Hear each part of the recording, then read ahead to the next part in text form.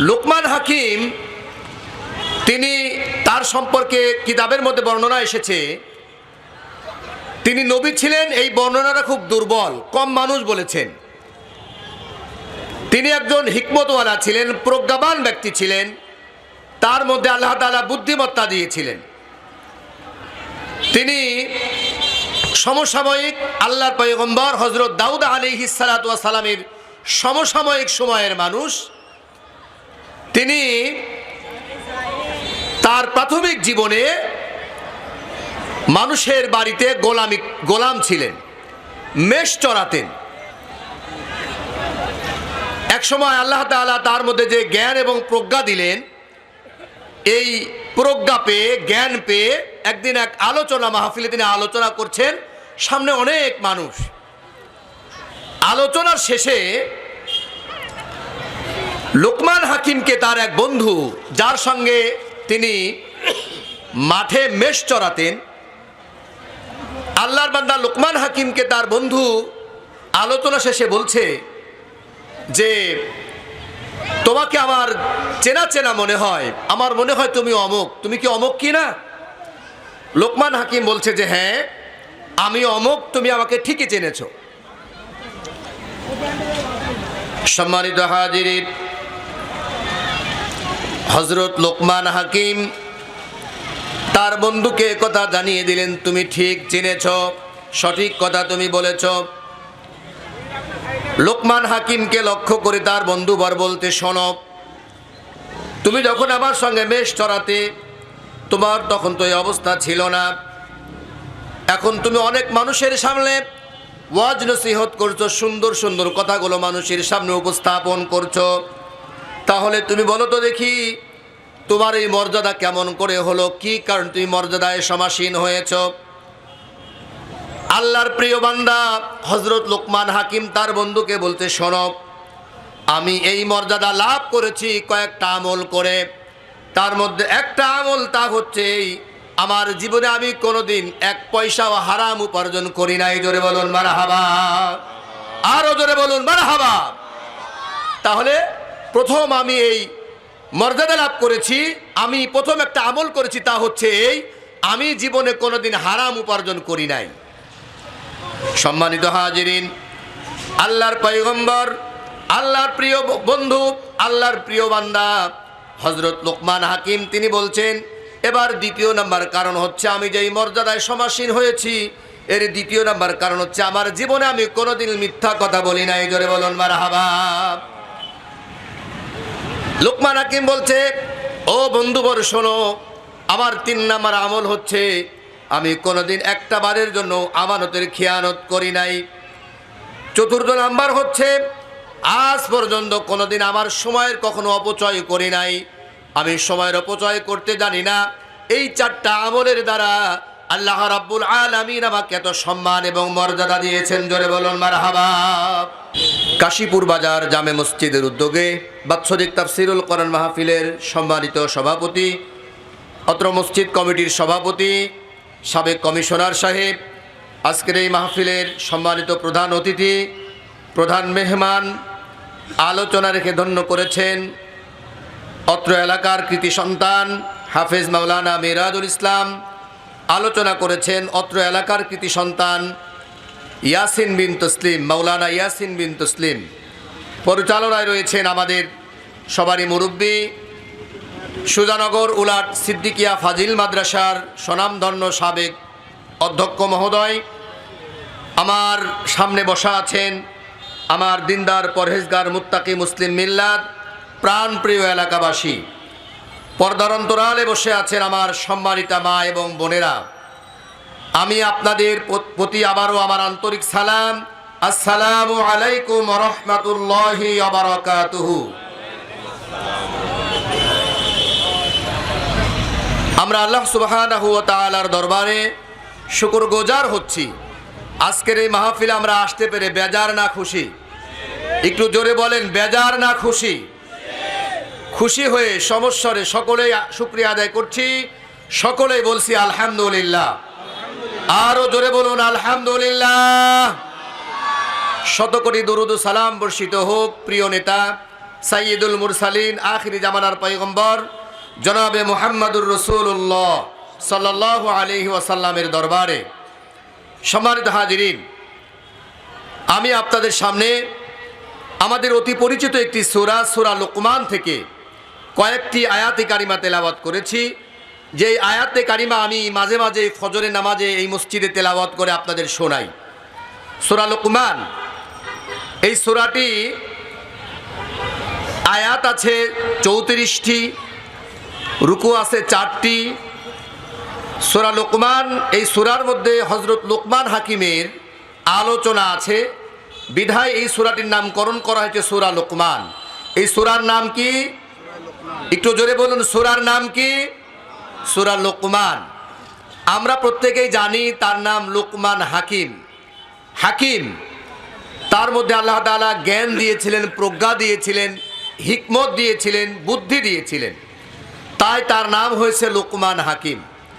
তো আল্লাহ তাআলা লুকমান হাকিমকে মহব্বত করেছেন, ভালোবেসেছেন বিধায় তিনি তার সন্তানকে যে সকল উপদেশ দিয়েছেন এবং তার উপদেশের যে বাচনভঙ্গি, বলার স্টাইল পছন্দ করে আল্লাহ তাআলা হযরত লুকমান হাকিমের পক্ষ থেকে ছেলের প্রতি যে সৎ উপদেশ, এগুলো আল্লাহ তাআলা কোরআনুল কারীমের মধ্যে বিশ্ববাসীর জন্য কোট করে জানিয়ে দিয়েছেন। জোরে বলুন সুবহানাল্লাহ, আরো জোরে বলুন সুবহানাল্লাহ। সম্মানিত হাজিরিন, লুকমান হাকিম তিনি, তার সম্পর্কে কিতাবের মধ্যে বর্ণনা এসেছে তিনি নবী ছিলেন। এই বর্ণনাটা খুব দুর্বল, কম মানুষ বলেছেন। তিনি একজন হিকমতওয়ালা ছিলেন, প্রজ্ঞাবান ব্যক্তি ছিলেন, তার মধ্যে আল্লাহ তাআলা বুদ্ধিমত্তা দিয়েছিলেন। তিনি সমসাময়িক আল্লাহর পয়গম্বর হযরত দাউদ আলাইহিস সালাতু ওয়াস সালামের সমসাময়িক সময়ের মানুষ। তিনি তার প্রাথমিক জীবনে মানুষের বাড়িতে গোলাম ছিলেন, মেষ চড়াতেন।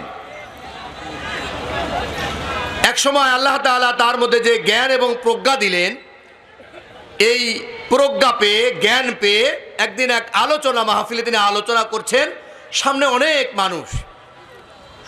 আলোচনার শেষে লুকমান হাকিমকে তার এক বন্ধু, যার সঙ্গে তিনি মাঠে মেষ চড়াতেন, আল্লাহর বান্দা লুকমান হাকিমকে তার বন্ধু আলোচনা শেষে বলছে যে তোমাকে আমার চেনা চেনা মনে হয়, আমার মনে হয় তুমি অমুক, তুমি কি অমুক কি না? লুকমান হাকিম বলছে যে হ্যাঁ আমি অমুক, তুমি আমাকে ঠিকই চেনেছ। সম্মানিত হাজিরিন, হযরত লুকমান হাকিম তার বন্ধুকে কথা জানিয়ে দিলেন, তুমি ঠিক চিনেছ, সঠিক কথা তুমি বলেছ।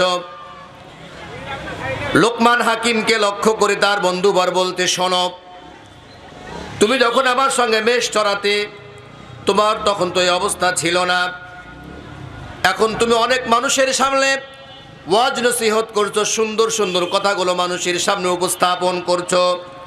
তাহলে তুমি বলো তো দেখি, তোমার এই মর্যাদা কেমন করে হলো? কি কারণ তুমি মর্যাদায় সমাসীন হয়েছ? আল্লাহর প্রিয় বান্দা হযরত লুকমান হাকিম তার বন্ধুকে বলতে, শোনো, আমি এই মর্যাদা লাভ করেছি কয়েকটা আমল করে। তার মধ্যে একটা আমল, তা হচ্ছে আমার জীবনে আমি কোনোদিন এক পয়সাও হারাম উপার্জন করি নাই। জোরে বলুন মারহাবা, আরো জোরে বলুন মারহাবা। তাহলে প্রথম আমি এই মর্যাদা লাভ করেছি, আমি প্রথম একটা আমল করেছি, তা হচ্ছে এই, আমি জীবনে কোনোদিন হারাম উপার্জন করি নাই।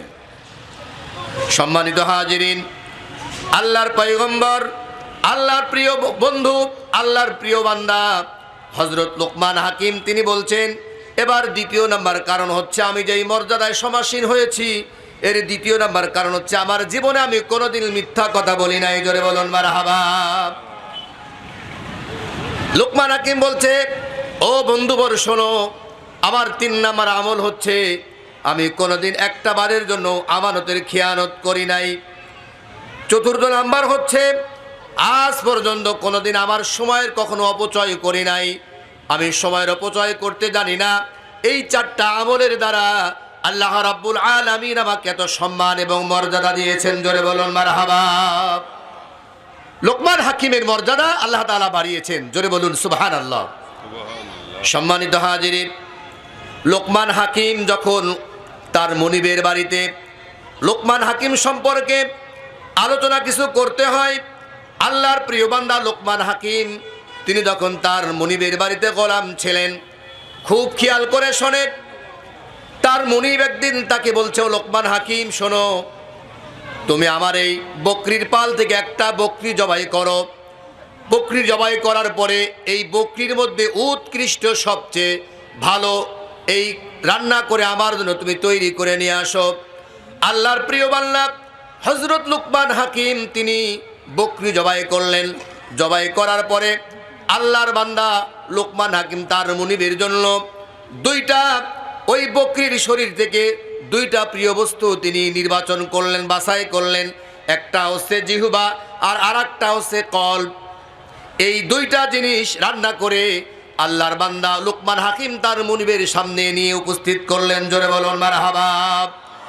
আবার বেশ কিছুদিন পরে লোকমান হাকিমকে তার মুনিব বলতে, শোনো, এবার তুমি আমার এই বকরির পাল থেকে আরেকটা বকরি জবাই করো। এই বকরির অংশ থেকে সবচেয়ে নিকৃষ্ট 2টা বস্তু আমার কাছে তুমি নিয়ে আসো। আল্লাহর প্রিয় বান্দা হযরত লোকমান হাকিম এবার বকরি জবাই করলেন। আবার পূর্বের মতোই তিনি তার বকরির অংশ থেকে জিহ্বা এবং হৃৎপিণ্ড কল্ব নিয়ে অন্তর নিয়ে চলে আসলেন। লোকমান হাকিমকে তার মুনিব বলছে, শোনো, কি হে, আজ থেকে বেশ কিছুদিন আগে যখন তোমাকে বলেছিলাম শরীর থেকে উৎকৃষ্ট মানের অংশ তুমি নিয়ে আসো, তখন জানি এসেছিলে। আবার এতদিন চলে গেল, ওই বকরির উৎকৃষ্ট নয়, আজকে নিকৃষ্ট সম্পদ, নিকৃষ্ট অংশ তুমি আজকে ওই একই তো নিয়ে আসলে, এর কারণটা কি? আল্লাহর প্রিয় বান্দা হযরত লোকমান হাকিম তার মুনিবের সামনে বলছেন, শোনো, যদি কোনো ব্যক্তির জিহ্বা এবং তার কল্ব যদি ভালো থাকে তাহলে পুরা শরীর ভালো হয়ে যায়। আর যদি কোনো ব্যক্তির যদি জিহ্বা এবং তার কল্ব নষ্ট হয়ে যায়, ধ্বংস হয়ে যায়, তাহলে তার পুরা শরীর ধ্বংস হয়ে যাবে। আল্লাহ তাআলা তাকে হিকমত দিয়েছিলেন, জ্ঞান দিয়েছিলেন, প্রজ্ঞা দিয়েছিলেন, যে যার কারণে তিনি তার সন্তানকে উপদেশ দিয়েছেন।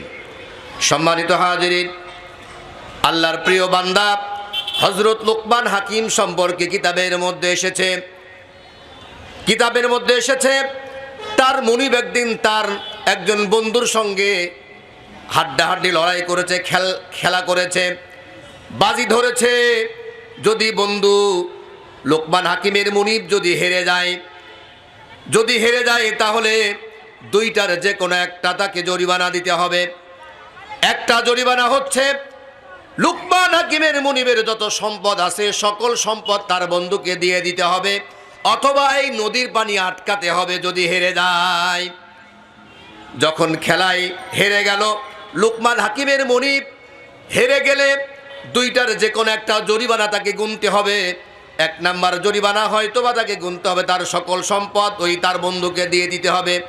যদি তা না দাও তাহলে এই নদীর পানি তোমাকে আটকাতে হবে, তোমাকে নদীর পানি সব পানি তোমাকে খেয়ে ফেলতে হবে। লোকমান হাকিমের মুনিব চিন্তায় পড়ে গেলেন, ফিরে আসলেন তারই কৃতদাস, তারই গোলামের কাছে, লোকমান হাকিমের কাছে এসে বলছে, শোনো লোকমান হাকিম, আমি আমার বন্ধুর কাছে হেরে গিয়েছি, তাকে 2টার যে কোনো একটা জরিমানা গুনতে হবে। আমি এসেছি তোমার কাছে, তুমি বলো তো এখন কি করতে পারি? আল্লাহর প্রিয় বান্দা লোকমান হাকিম তার মুনিবকে গল্প শোনাচ্ছে। শুনুন, আপনি ভালো করে লক্ষ্য করেন যে আপনার বন্ধুকে আপনি আপনার কোনো সম্পদও দেবেন না। আপনার বন্ধু আপনাকে বলেছে হেরে গেলে নদীর সকল পানি আপনাকে পান করতে হবে, আপনার একটু পানিও আপনাকে পান করা লাগবে না। আপনার বন্ধুকে আপনি এই কথা বলে দেন, আমি এই নদীর সকল পানি পান করতে পারবো, সবটুকু পানি আমি পান করব, শর্ত হচ্ছে আপনাকে নদীকে বাদ দিতে হবে। কি বলে, নদীকে বাদ দেওয়া কি এত সহজ? একটু জোরে বলে, এত সহজ? এত সহজ না। আল্লাহর প্রিয় বান্দা হযরত লোকমান হাকিমের পরামর্শ শুনে তার মুনিব যখন তার বন্ধুকে এই কথা বলে দিলেন, শোনো বন্ধু, আমি এই নদীর সকল পানি পান করতে পারি, শর্ত হচ্ছে তুমি নদীর এই পানিকে আটকায় দাও, দুই দিক দিয়ে বাদ দিয়ে দাও। লোকমান হাকিমকে আল্লাহ তাআলা এত জ্ঞান দিয়েছিলেন, প্রজ্ঞা দিয়েছিলেন, জোরে বলুন সুবহানাল্লাহ। সম্মানিত হাজিরিন, খুব খেয়াল করে শুনুন আমার এলাকাবাসী, আল্লাহর প্রিয় বান্দা হযরত লোকমান হাকিম সম্পর্কে আল্লাহ তাআলা কোরআনুল কারীমের সূরা নাজিল করলেন কেন? আল্লাহ তাআলা তাকে জ্ঞান দিয়েছিলেন, প্রজ্ঞা দিয়েছিলেন। রব্বুল আলামিন এত প্রজ্ঞা দিয়েছিলেন তার সন্তানকে, লোকমান হাকিম তার প্রিয় ছেলেকে, প্রিয় বৎসকে সুন্দর ভরে পরামর্শ দিচ্ছেন, ওয়ালাকাদ আতাইনা লুকমানাল হিকমাতা আনিশকুর লিল্লাহ ওয়া মান ইয়াশকুর ফাইন্নামা ইয়াশকুরু লিনাফসিহি ওয়া মান কাফারা ফাইন্নাল্লাহা গনিয়্যুন হামিদ। আল্লাহু আকবার, জোরে বলুন আল্লাহু আকবার। আল্লাহ তাআলা বলছেন, আমি লোকমানকে হিকমত দিয়েছিলাম, জ্ঞান দিয়েছিলাম, প্রজ্ঞা দিয়েছিলাম, যাতে করে সে আমার শুকরিয়া আদায় করে। ওমাই ইয়াশকুর ফাইন্নামা ইয়াশকুরু লিনাফসি, যে ব্যক্তি আমার শুকরিয়া আদায় করলো, আমার কৃতজ্ঞতা প্রকাশ করলো, সে যেন তার নিজের জন্য শুকরিয়া আদায় করলো। জোরে বলুন মারহাবা। তাহলে কেউ যদি আল্লাহর প্রশংসা আদায় করে, আল্লাহর শুকরিয়া আদায় করে, শুকরিয়া আদায় করা আল্লাহর মানে কি? সে যেন নিজের জন্য নিজে ভালো করলো। জোরে বলুন মারহাবা। আল্লাহ রাব্বুল আলামিন কোরআনুল কারীমের মধ্যে সুন্দর করে জানিয়ে দিলেন, লা ইন শাকারতুম লা আযীদান্নাকুম ওয়া লা ইন কাফারতুম ইন্না আযাবি লাশাদীদ।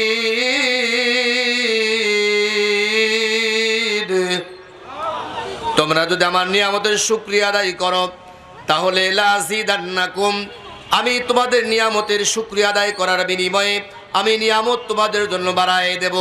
ওয়ালা ইন কাফারতুম, আর যদি তোমরা অশুকরিয়া আদায় করো, আমার নিয়ামতের শুকরিয়া যদি আদায় না করো, তাহলে ইন্না আযাবি লাশাদীদ, আমার শাস্তি বড় কঠিন, বড় ভয়ানক।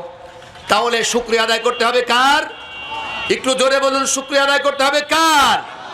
প্রশংসা সবই কেবল তোমারই রব্বুল আলামিন, দয়ালু মেহেরবান করুণায় ফুরান, দয়ালু মেহেরবান করুণায় ফুরান, আর কেউ নাই মালিক তুমি শেষ বিচারের দিন। জোরে বলুন ঠিক কিনা, আরো জোরে বলুন ঠিক কিনা। আল্লাহ রাব্বুল আলামিনের প্রিয় বান্দা হযরত লোকমান হাকিম তার প্রিয় ছেলেকে সুন্দর পরামর্শ দিচ্ছেন, ওয়ালাকাদ আতাইনা ওয়া ইয ক্বালা লুকমানু লিবনিহি ওয়া হুয়া ইয়াইযুহু ইয়া বুনাইয়া লা তুশরিক বিল্লাহ। স্মরণ করুন সেই সময়ের কথা যখন লোকমান হাকিম তার প্রিয় ছেলেকে, প্রিয় বৎসকে বলছে, ইয়া বুনাইয়া, হে প্রিয় ছেলে, হে প্রিয় বৎস, লা তুশরিক বিল্লাহ, খবরদার খবরদার আল্লাহর সঙ্গে তুমি অংশীদারি স্থাপন করো না। হে প্রিয় বৎস, খুব খেয়াল করে শোনেন, আমরা যারা এখানে আছি আমাদের অনেকেরই ছেলে আছে, আছে না? মেয়ে আছে, আছে না? আছে। হযরত লোকমান হাকিম তার প্রিয় ছেলেকে কত সুন্দর সম্ভাষণ করে, ভদ্র, মার্জিত, রুচিশীল এক শব্দ নিয়ে বলছে যে লিবিনিহি, তার সন্তানকে বলছেন, ইয়া বুনাইয়া, হে প্রিয় ছেলে। একটু জোরে বলুন এই শব্দটা। লোকমান হাকিম বলছে হে প্রিয় ছেলে। জোরে বলুন কি শব্দ বলছে? একটু জোরে বলুন কি শব্দ বলছে? হে প্রিয় ছেলে। আমার ছেলে, আমার মেয়েকে আমরা বকা দেই, বকা দেই না? আমার মা এবং বোন যারা আমরা এখানে এসেছি, আমার আওয়াজের মাধ্যমে যারা শুনছেন, সন্তানকে কোনো দুষ্টুমি করার কারণে অনেক মা এমন আছেন সন্তানের গোষ্ঠী শুদ্ধি গাল দেয়, তোর বংশ এমন, তোর বাবা এমন, তোর দাদা এমন, তোর চাচা এমন, তোর গোষ্ঠী শুদ্ধি এমন, তুই তো এমন হবি, বলে না? একটু জোরে বলুন, বলে কি না? শুধু তাই নয়, আমার অনেক মা এবং বোন আছেন সন্তানের পরিবার সহ, তার দাদা, তার বাবা, তার চাচা, এদেরকে তুলে কত রকম যে খারাপ ভাষায় গালি দেয় তা আমি এত মানুষের সামনে মাইকে আমি আওয়াজ করে বলতে পারছি না। জোরে বলুন ঠিক কিনা? খবরদার আমার মা এবং আমার বোন। সম্মানিত হাজিরিন, যখন আমি আমার সন্তানের সঙ্গে ভালো আচরণ করব, সন্তানকে পিটালে এই সন্তান আদর্শবান হবে এমনটি নয়, কিন্তু সন্তানের সঙ্গে হৃদ্যতা নিয়ে, ভালোবাসা নিয়ে, স্নেহ নিয়ে সন্তানের সঙ্গে আচরণ করতে হবে।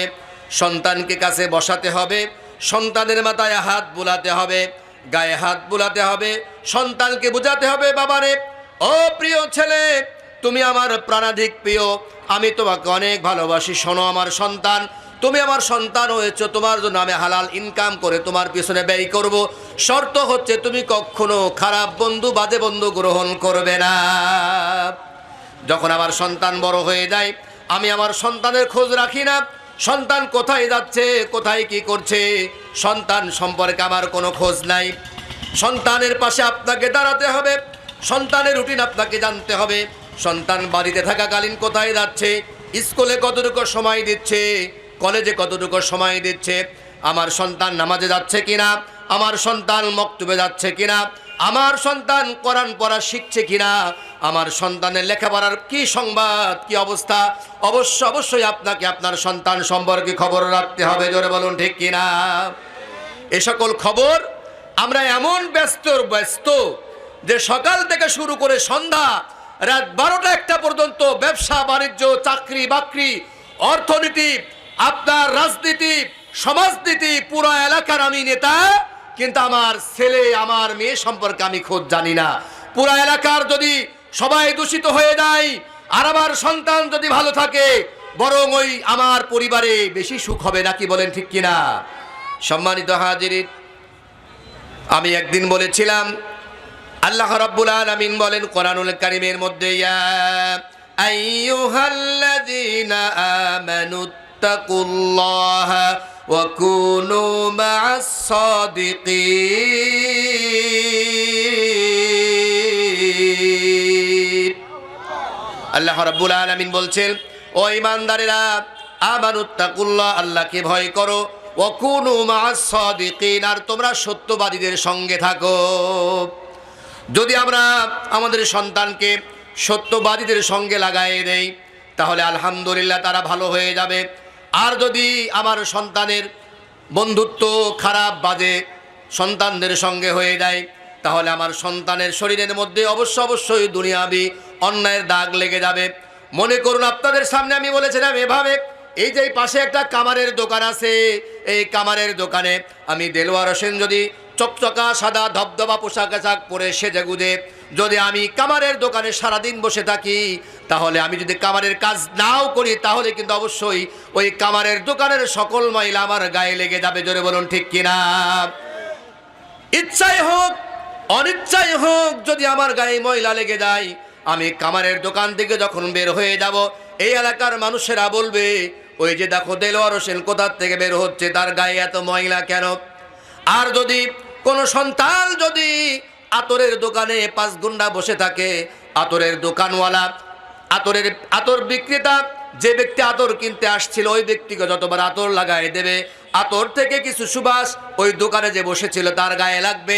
2-4 ঘন্টা থাকার পরে যখন ওই দোকানে বসেছিল যুবক মানুষ, আতরের দোকান থেকে বের হওয়ার সঙ্গে সঙ্গে তার শরীর থেকেও কিন্তু আতরের সুঘ্রাণ বের হবে। জোরে বলুন ঠিক কিনা? আরো জোরে বলুন ঠিক কিনা? সুতরাং সন্তান সম্পর্কে আপনাকে সজাগ থাকতে হবে। হযরত লোকমান হাকিম তার সন্তানকে কত সুন্দর পরামর্শ দিচ্ছেন, ওয়াইজ ক্বালা লুকমানু লিবনিহি ওয়া হুয়া ইয়াইদুহু ইয়া বুনাইয়া লা তুশরিক বিল্লাহ। হে প্রিয় বৎস, ও প্রাণাধিক প্রিয় সন্তান, খবরদার তুমি আল্লাহর সঙ্গে কাউকে শরীক স্থাপন করো না। আমার সন্তানকে আমি যদি সুন্দর বলে ডাকি, বাবা আসো, বসো বেটা, তোমার কি সমস্যা, তোমার চাল চলন যেন কেমন, তোমার মাথার বড় চুলটা কেমন, কেমন করে তুমি চুল কেটেছ, যদি আমি আমার সন্তানকে সাথে নিয়ে ওই সেলুনের দোকানে যাই, আমার সন্তান যখন চুল কাটবে, আমি আমার সেলুন কলাকে বলে দেব আমার সন্তানের চুলটা সুন্দর করে কাটিয়ে দেবে। এভাবে করে আমি যদি আমার সন্তানকে মমতা দিয়ে, ভালোবাসা দিয়ে, আদর দিয়ে, স্নেহ দিয়ে মানুষ করার চেষ্টা করি, অবশ্যই আমার সন্তান মানুষের মতো মানুষ হবে। কি বলেন, হবে কিনা? সম্মানিত হাজিরিন, খুব খেয়াল করে শুনতে হবে। আল্লাহর ওলি, আল্লাহর বন্ধু, আল্লাহর দোস্ত বড় পীর আব্দুল কাদের জিলানী রহমাতুল্লাহ আলাইহির পিতামাতার দিকে যদি আমরা তাকাই, তাদের ইতিহাসের দিকে তাকাই, তাহলে তাদের মধ্যে পর্দা ছিল, পুশিদা ছিল, অবৈধ ইনকাম তাদের মধ্যে ছিল না। মানুষের একটা আপনার ফলকে ভুলক্রমে খাওয়ার কারণে আবার সেখানে ফিরে গিয়েছেন, আবার তাদের কাছে মাপ চেয়েছেন। তাদের ঘরে আল্লাহ রাব্বুল আলামিন আব্দুল কাদের জিলানী রহমাতুল্লাহ আলাইহির মতো সুসন্তান দিয়েছিলেন। আর এখন সন্তানের সামনে আমি ঝামেলা করি স্ত্রীর সঙ্গে, স্ত্রী আমার সঙ্গে ঝামেলা করে, সন্তানের সামনে স্ত্রী তার স্বামীকে বকা দেয়, অমকের বাচ্চা, অমকের গোষ্ঠী, অমক তমক, হেন তেন। কি বলেন, বকা দেয় না? বকা দেয়। শুধু তাই নয়, আমি স্বামী হওয়ার পরেও আমার সন্তানের সামনে আমি আর স্ত্রীকে গালি দেই, বকা দেই। এই কথাগুলো শুনে শুনে আমার সন্তান, আমার ছেলে, আমার মেয়ে বিপদে চলে গেল। আমি আপনি ছোটকাল থেকে আমার আপনার সন্তানকে খারাপ রাস্তায় ধাবিত করে দিলাম, অগ্রসর করায় দিলাম। সম্মানিত হাজিরিন, আল্লাহ রাব্বুল আলামিনের পয়গম্বর হযরত ইব্রাহিম আলাইহিস সালাম রব্বুল আলামিনের কাছে দোয়া করেছিলেন, রব্বি হাবলি মিনাস সালিহিন।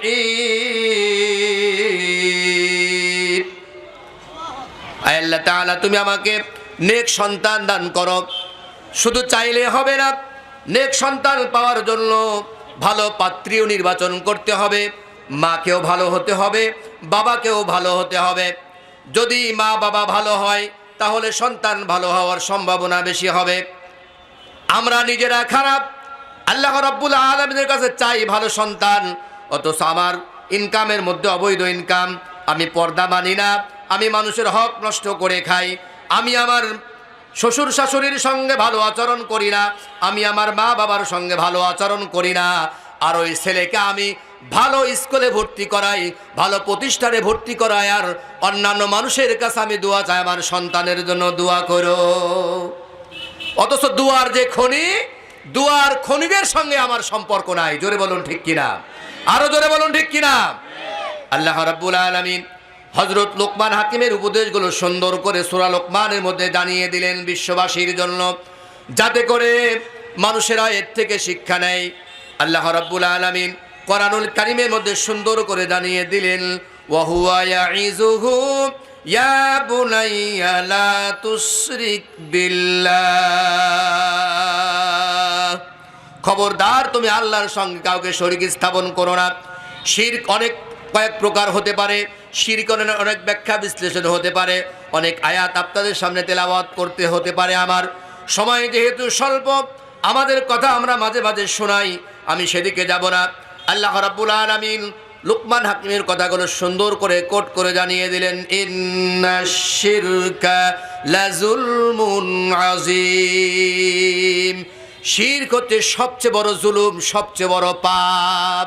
আল্লাহ রাব্বুল আলামিন কোরআনুল কারীমের মধ্যে সুন্দর করে জানিয়ে দিলেন অন্য জায়গায়, ইন্নাল্লাহা লা ইয়াগফিরু আইয়ুশরাকা বিহি ওয়া ইয়াগফিরু মা দুনা যালিকা লিমান ইয়াশা।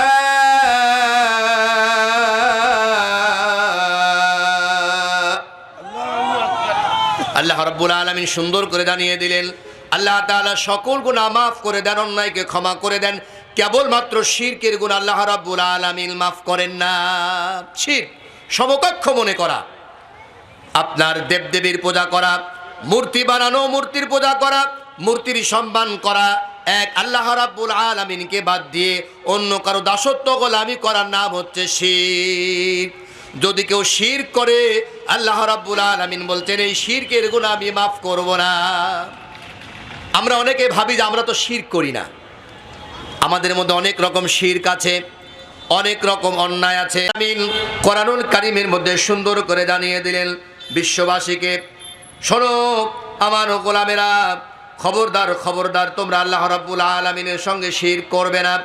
রাব্বুল আলামিন বলছেন সূরা ইব্রাহিমের মধ্যে আল্লাহ রাব্বুল আলামিন জানিয়ে দিলেন ওয়াজআলু লিল্লাহি আনদাদাল লিয়ুদিল্লু আন সাবিলিহি কুল তামাত্তাউ ফাইন্না মাসীরাকুম ইলান নার।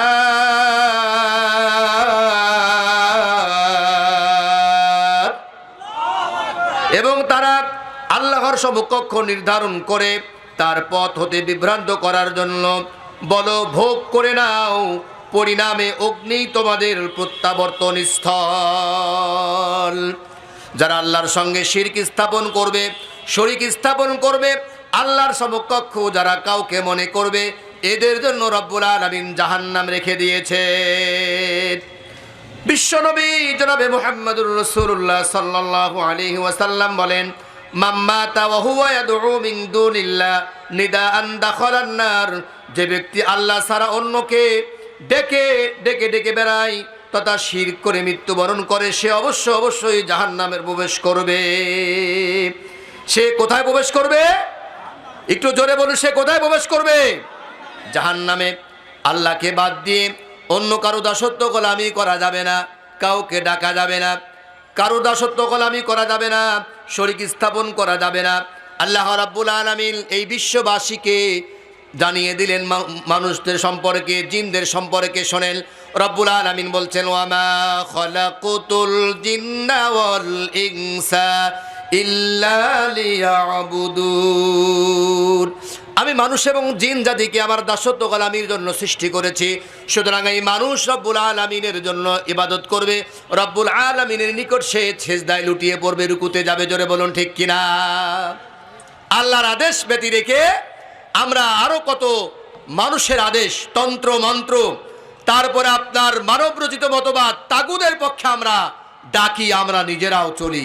অথচ যেখানে ইসলাম আছে সেখানে অন্য কোনো পথ আর অন্য কোনো মতে চলার কোনো সুযোগ নেই। কি বলেন, আছে? একটু জোরে বলুন, আছে? সম্মানিত হাজিরিন, আমি আলোচনা শিরক সম্পর্কে করতে পারবো না। আল্লাহ রাব্বুল আলামিন সূরা লুকমানের মধ্যে সুন্দর করে মানুষদেরকে জানিয়ে দিলেন। এবার দ্বিতীয় নাম্বার পরামর্শ, ওয়াসাইনাল ইনসানা বিওয়ালিদাইহি হামালাতহু উম্মুহু ওয়াহনান আলা ওয়াহনিন ওয়া ফিসালুহু ফি আমাইনি আনিশকুরলি ওয়া লিওয়ালিদাইকা ইলাইয়াল মাসির।